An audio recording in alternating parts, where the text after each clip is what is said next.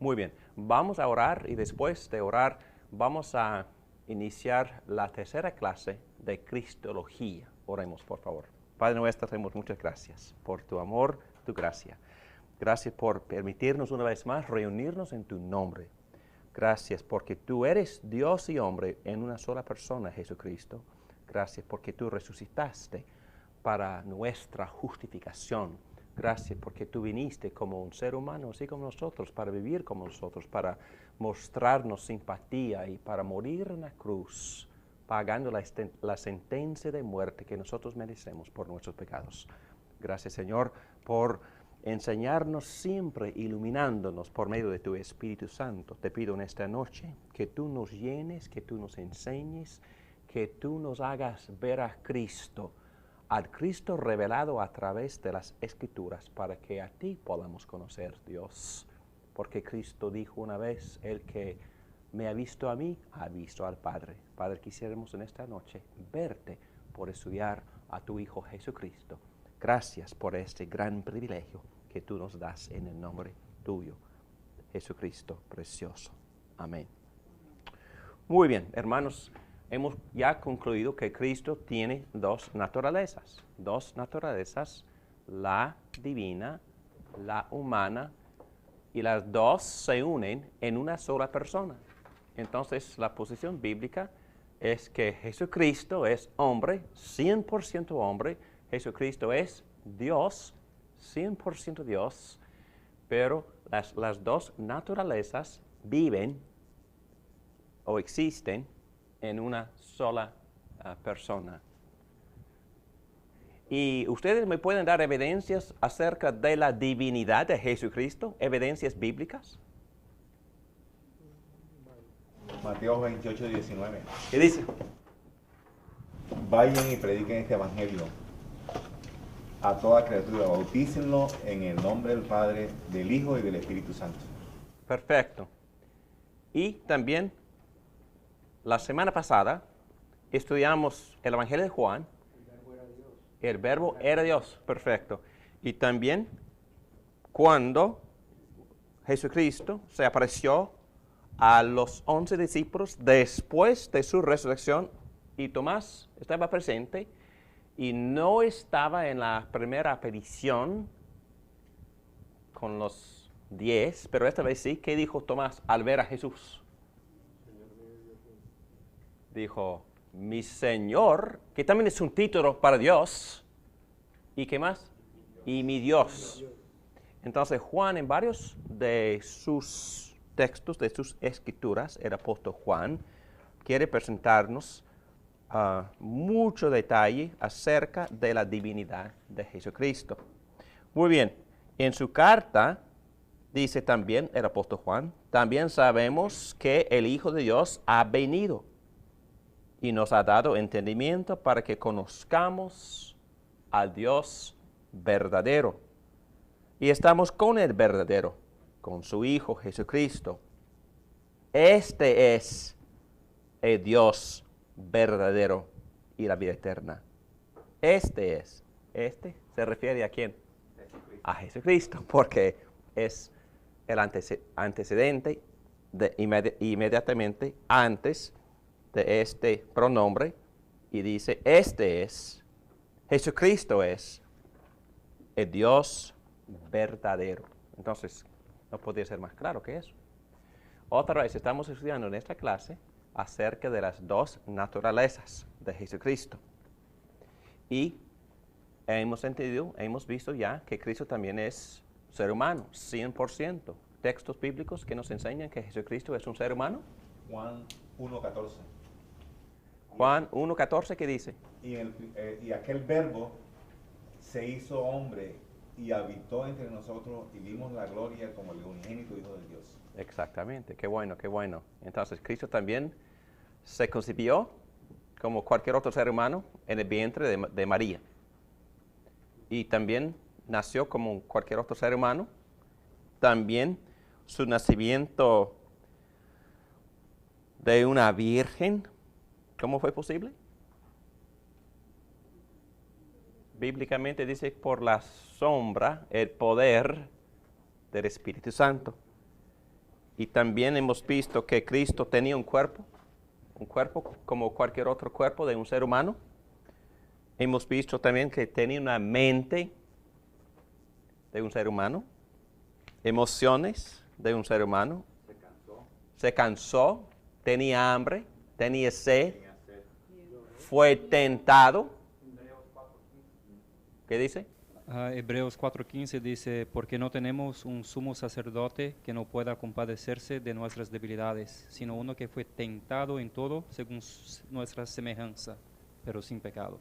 Muchas gracias. Por favor, mantén abierta la Biblia en ese texto porque vamos a hacer referencia más adelante también a ese texto. Bueno, hay muchos. La Biblia también dice que existe un solo mediador entre Dios y hombre. ¿Pero qué más dice? Dice el hombre, Jesucristo. Muy bien, hay muchos textos y durante el transcurso de esta clase vamos a estar examinando varios textos bíblicos que también nos enseñan con claridad acerca de que Cristo es una persona con dos naturalezas, humana, divina, unidas en una sola persona. Herejías. Se pudiera atacar, estoy aquí en la hoja número 9 de sus notas. Número 9 dice en la B, las herejías cristológicas. Herejías cristológicas. Aquí en el medio de la hoja dice, sería muy difícil inventar nuevas herejías hoy en día. Todos los ataques ya se han hecho.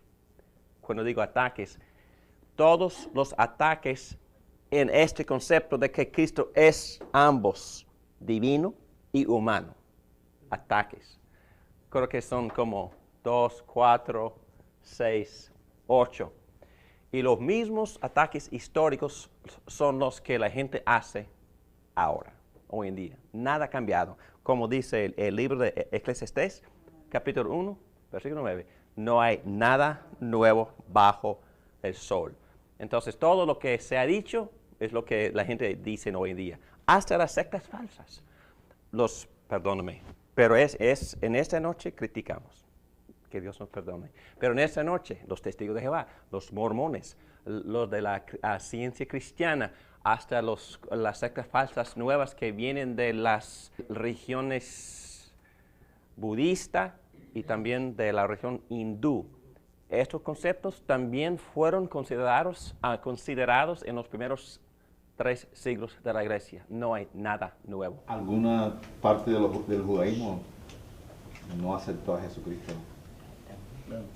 También, arrianismo. Bueno, vamos a empezar con número 1. Ebionismo. Los judíos luchaban para poder entender quién era Jesucristo. Vamos a empezar porque ya vamos a meter, y porque estos grupos, yo conozco a ebionistas. Los ebionistas han pasado por mi oficina para tratar de convencerme a mí. ¿Convencerme acerca de qué? Ellos creen que Cristo es el Mesías, pero que no es divino. Hay grupos de judíos aquí en Miami que creen que Jesucristo sí es el Mesías, pero no es divino. No es hijo de Dios. Es hijo de Dios, pero no es hijo divino, porque hay muchas definiciones de esa frase. ¿Ok? Hijo de Dios. Bíblicamente puede ser un demonio, puede ser Satanás mismo, puede ser toda criatura, todo ser humano. También se llama hijo de Dios, pero también hay pasajes específicos en los cuales no hay duda de que un hijo de Dios es un creyente en Cristo. Hay otros pasajes, y estudiamos varios la semana pasada, que nos enseñan que el Hijo de Dios es el Hijo eterno, la segunda persona de la Trinidad. Y estudiamos esos pasajes la semana pasada. Juan capítulo 1, versículo 1. Juan 1, ese primer párrafo 1 a 3. También Juan 1, versículo 14. Esos pasajes enseñan con claridad que Jesucristo es Dios eterno. También enseñan que es la segunda persona orientada hacia Dios, su Padre. Enseñan la Trinidad. Bueno, primero, los ataques son 4 nada más. Son 4. Ataques a la divinidad, estos 2. Ataques a la humanidad, estos 2. Docetismo, apolinarismo, y tratan de atacar el hecho de que hay 2 naturalezas en una sola persona. Son 2 errores. Dividen o unen, mezclan. Las naturalezas tampoco se mezclan. Cristo no fue un Superman. No fue un héroe, un superhéroe. No fue un híbrido. No. Estas 2 naturalezas se mantienen distintas en una sola persona. La humana, la divina, una sola persona se llama Jesucristo. Y también estos atacan lo que se llama la encarnación. Bíblicamente hablando, ¿cómo se define esa palabra, encarnación? Tomó cuerpo. Es encarnarse, es en este caso el Espíritu Divino Eterno, Todopoderoso, Santo de Dios, se encarnó. Es decir, tomó carne. Tomó un cuerpo, pero tomó más que cuerpo. Tomó la naturaleza completa, íntegra, ¿de qué? De un ser humano. Cristo se encarnó, es decir, se hizo hombre, sin dejar de ser Dios. Encarnarse. Encarnación quiere decir que Cristo vino de arriba, no de abajo. Es decir, no nació como hombre y después de alguna manera u otra llegó a ser Dios. No, jamás. Porque hay personas que enseñan eso. No, encarnarse, Dios vino de arriba y Él tomó la forma de un siervo, tomó la forma de un ser humano y vivió como ser humano en todas las facetas de la personalidad de un ser humano. Mente, albedrío, cuerpo, emociones, lo que sea. Una naturaleza de un ser humano en todo sentido de esa palabra. Un ser humano íntegro, a la vez siendo Dios. Es la palabra encarnación. Adopcionismo ataca la encarnación. Adopcionismo, Cristo adaptó después su naturaleza divina. Después, por ejemplo, en su bautizo. Mentira. También kenosis dice que Cristo vino de arriba, pero se vació por completo de su divinidad. O por lo menos Él se vació de algunos de sus atributos divinos. Entonces, en un sentido, dejó de ser Dios, 100% Dios, mientras vivía aquí en la tierra. ¿Es la verdad? No. Falso. Falso. Entonces, estos 2 atacan la divinidad, estos 2 atacan la humanidad, estos 2 atacan la unidad de 2 naturalezas en una sola persona. Y estos atacan la encarnación. Él al ser engendrado en el vientre de María automáticamente por el Espíritu Santo, viene a ser encarnado. Exactamente, exactamente. Desde allí mismo, Exactamente. desde el vientre. No hay duda, no cabe ninguna Ahí se duda. convierte automáticamente en Dios y carne. Sí. Muy bien, ebionismo. No sabemos mucho, pero fue una herejía judaica. Surgió de entre los judíos creyentes. Y por favor, vamos a expresar, aún en nuestras mentes, mientras criticamos, vamos a tenerles mucha misericordia. Porque vamos a tratar de ponernos en su lugar. ¿Comprenderíamos nosotros quién era Jesucristo en aquel entonces? Y estamos hablando de un periodo de como 75, el año 75, primer siglo, el año 80. Los judíos creyentes están tratando de, ¿quién es? Bueno, nosotros sí creemos en Cristo, pero ¿quién fue? Y para el judío, lo más importante para el judío fue proteger monoteísmo. ¿Qué es eso? Un solo Dios. Un solo Dios. Y por eso, muy lentos para decir que Cristo era Dios. Y no lo dijeron este grupo. Y vamos a expresarles mucha misericordia porque ellos estaban tratando de proteger lo que, según ellos, enseñaba el Antiguo Testamento acerca del monoteísmo. Ok, hay varios historiadores cristianos que creen que este grupo o esta herejía brotó de un grupo de los judaizantes que tenía mucha influencia en el área de Gálatas en el primer siglo. ¿Qué es lo que creían los judaizantes? Que aún siendo cristiano tú tenías que todavía seguir la ley, toda la ley de Moisés, como si tú aceptabas a Cristo y no eras circuncidado, tú tenías que circuncidarse. Exactamente. Entonces, para ellos, para este grupo, no fue suficiente nada más creer en Cristo para poder ser justificado o salvado. Tú tendrías que también obedecer otras leyes de Moisés, empezando con la circuncisión. Muy bien, entonces, y con razón.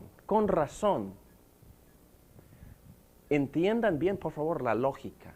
Si no tienes a un Cristo que es Dios mismo, ¿qué más no tienes?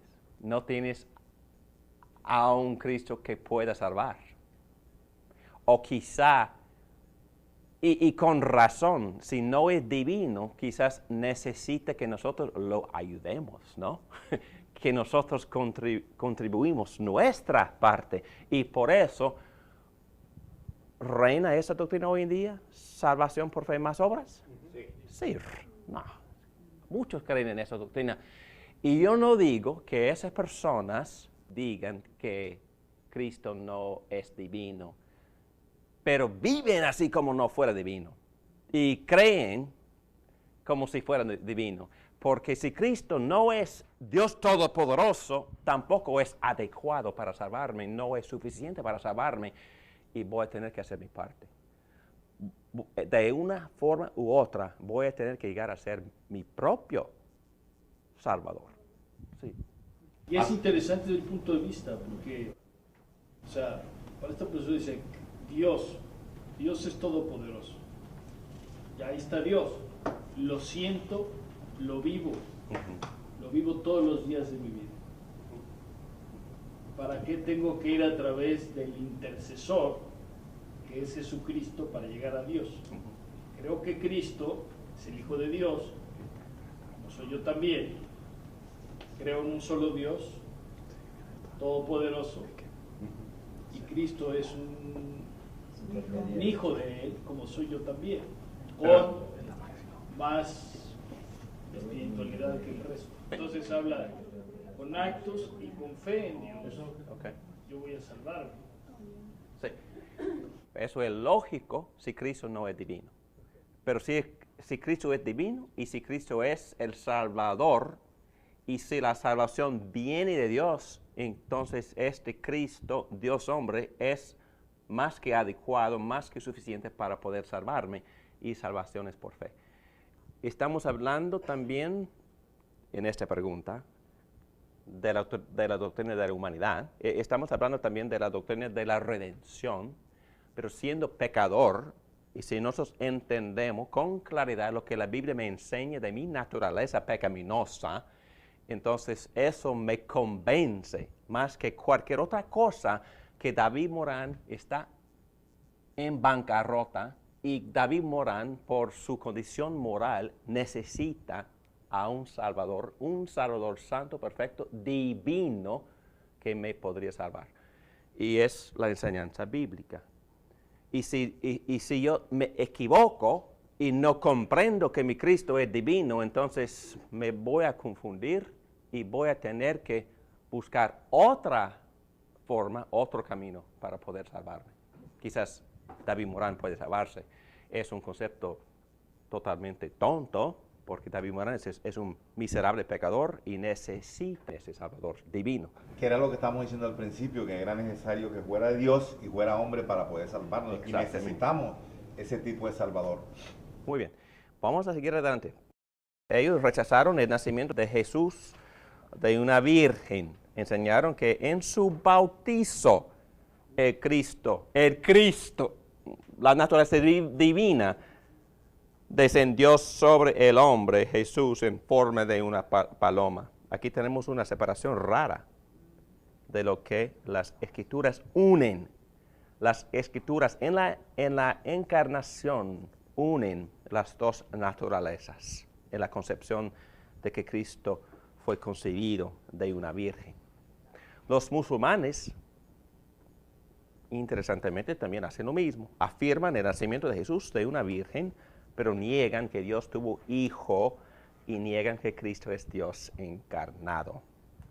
Otras sectas falsas, por ejemplo, la ciencia cristiana. Hay casi todas las sectas falsas. No todas. Niegan la divinidad de Cristo.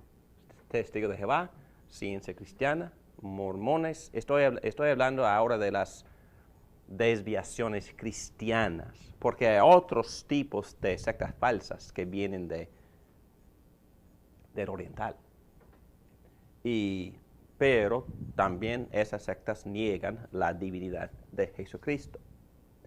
Y la ciencia cristiana, en general, las sectas falsas ven pequeñas aperturas en las Escrituras o toman citas y desarrollan doctrinas fantásticas sobre esos textos pequeños. Muy bien, aquí está un ejemplo, pero no quiero meterme ahí. En general, las sectas falsas rechazan la divinidad de Jesús, rechazan que Él es Dios, dicen que hay un solo Dios y por eso es imposible que Jesús sea Dios. Ellos reconocen que Él es más que un mero maestro o profeta, reconocen sus hechos milagrosos. Algunos por sus milagros dicen que es un hechicero. Obviamente ellos están confusos o confundidos. Ven sus actos milagrosos, pero no saben explicarlos.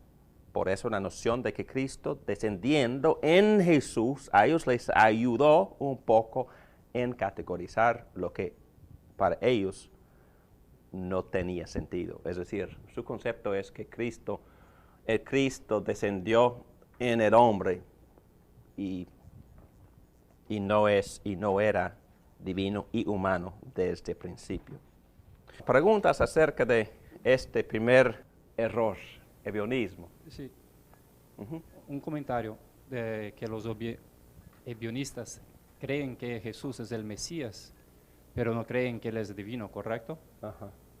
Pero en el Antiguo Testamento, yo quería saber, no sé si tú sabes lo que ellos dicen respecto a estos versos, como en profeta Isaías, que escribió cerca 740, 700 años antes de Cristo, hablando del nacimiento del Mesías, en Isaías 9:6, dijo, porque un niño nos es nacido, hablando de Jesucristo, hijo nos es dado, y el principado sobre su hombro, y se llamará su nombre admirable, consejero, Dios fuerte, Padre eterno, príncipe de la paz.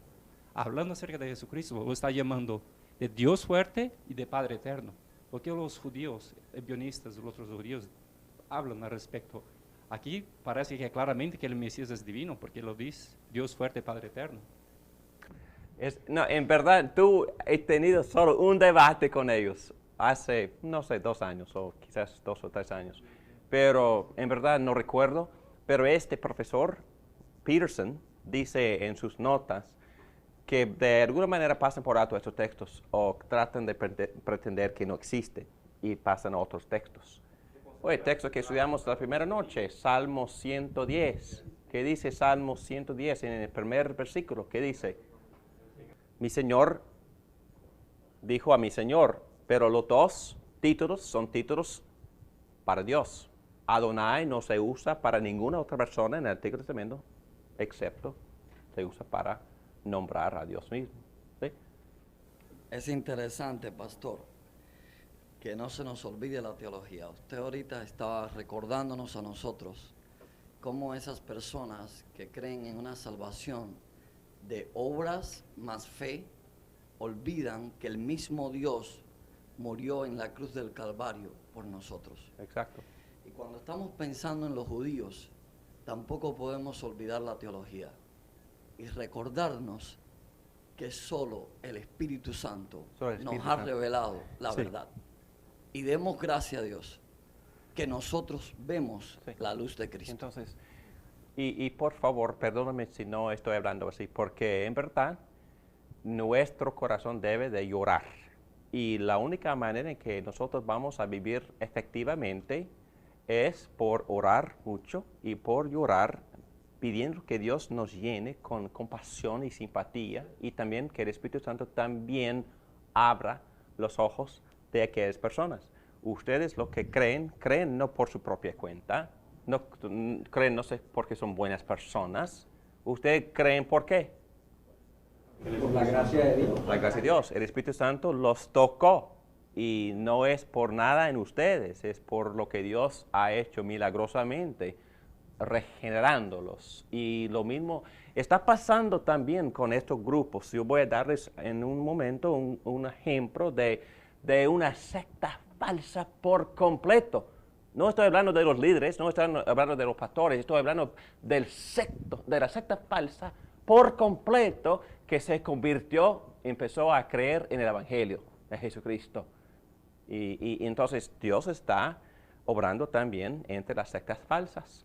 Algunos de los miembros de la iglesia también tienen parejas que son miembros de esas sectas falsas y estamos orando constantemente. Algunos de ustedes tienen miembros de sus familias, miembros, hermanas, hermanos, padres y que también son miembros de estas sectas falsas y tenemos que orar constantemente y tenemos que mostrarles mucho amor, mucha compasión y a la vez tenemos que prepararnos intelectualmente para poder llevar a cabo la conversación con esas personas.